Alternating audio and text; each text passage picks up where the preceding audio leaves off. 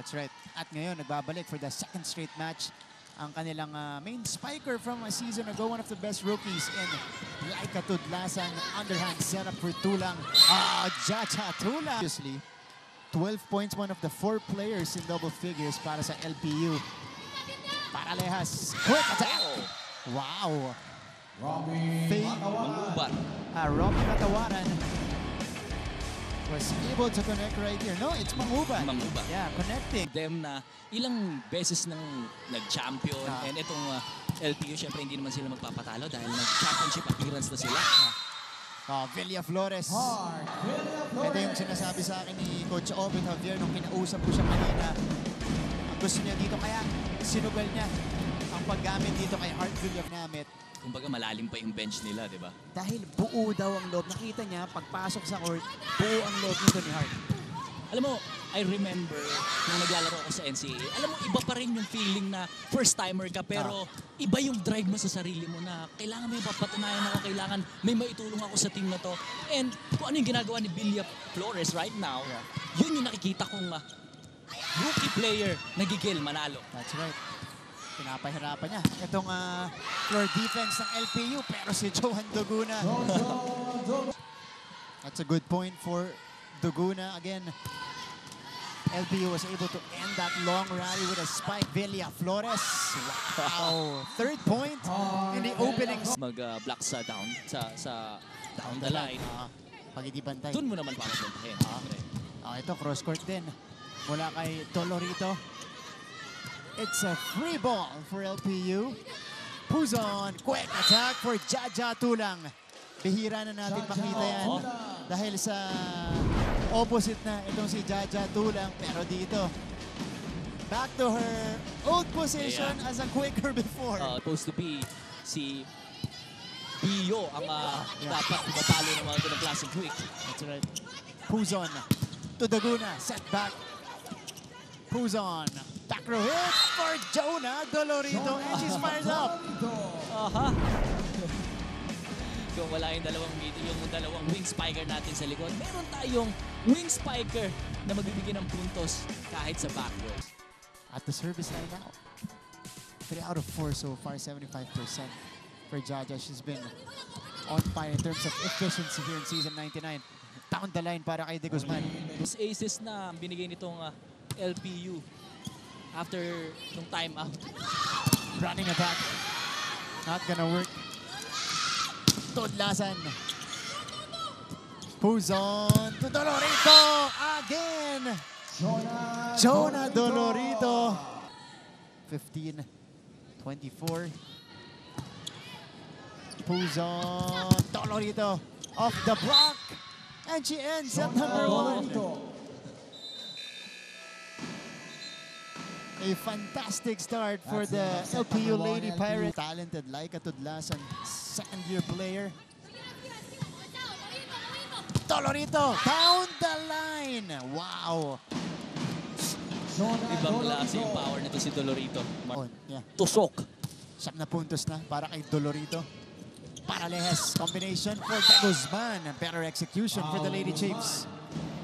Hindi man yung sobrang lakas na palo, pero alam mong kasi sinasabi ng mga coaches, ang isang malakas na palo at isang drop ball, parehas lang naman isang puntos yan. You, Martin. That's right. Ito si Coach Obet, nagbalasan na rin sa gitna. Ginamit na itong si Pekanya. After using Mangubat and Matawaran earlier, now it's Pekanya on the court for them. At may height din itong si Pekanya. Villa Flores. Sabi ng LPU not over daw, pero hindi pa pumito ang ating referee. Free ball. Villa Flores down the line. Saved. Duguna. Single block by Pekanya. Ball is still in play. A chance for Arellano. Pekanya. Returned to center by Bio. Makakuha ng makabuild up na momentum. Tabla tayo kanina. Chansang lumamang para sa kanila yan. Malay natin, ito makapagpatabla ulit. Moment Padillon. Yep. In terms of efficiency, she was up there with the best last season in the NCAA. And dito natin makikita yung advantage. 7-5-8 Pero pagdating sa quick na yun, yung mga atake niya laging kargado. De Guzman off the hand of Doguna. De Guzman will try again, this time going for the drop. Nandun si Tulang. Doguna! Oh, May swerte, may kumbaga. swerte. Pero itong si Moming Padillon, ganda ng diskarte sa laban natin. At hindi swerte yun. Di swerte.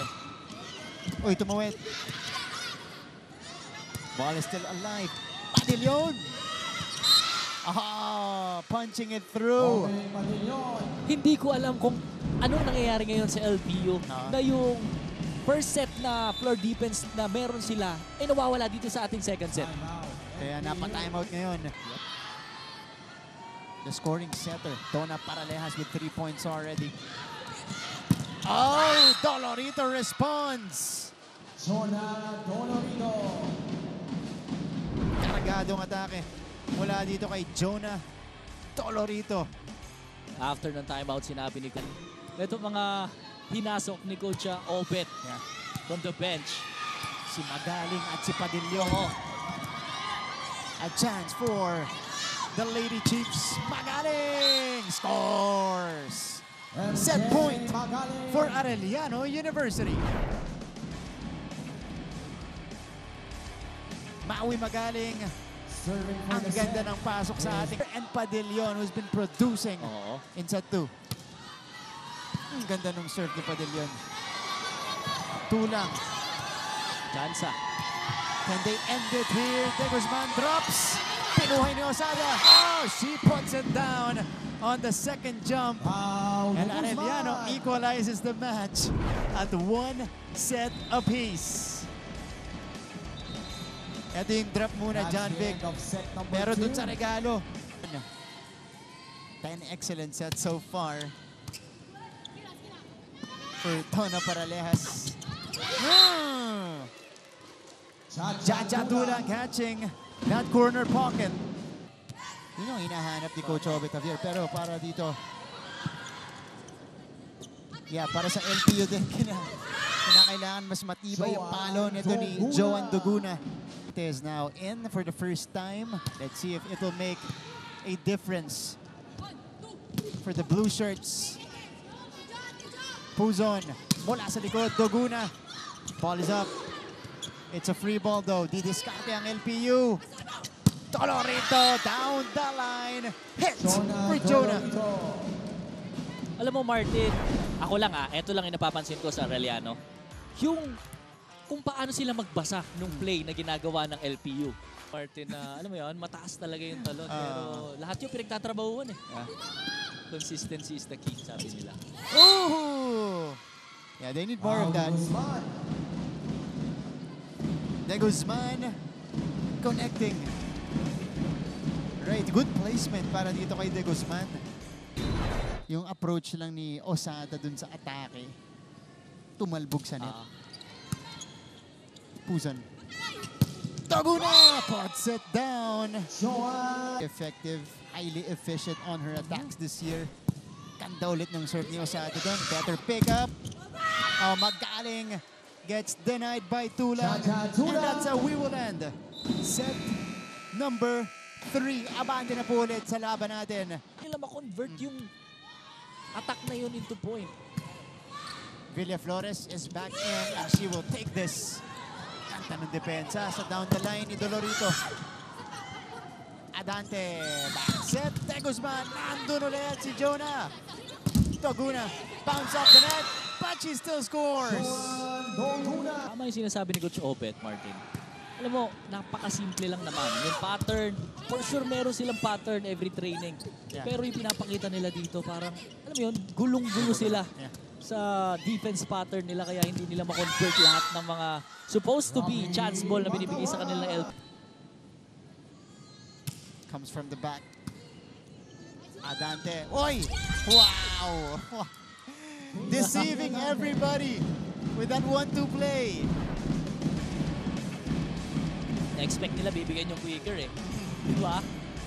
Nakailang puntos na doon si Mangubat but blockers ng LPU. Pero kailangan mag-run itong Arellano. Dolorito! Ito na nga. Adante. Over to the back. Andun si Bio. Oh. Adante this time, underhand setup for Villaflores.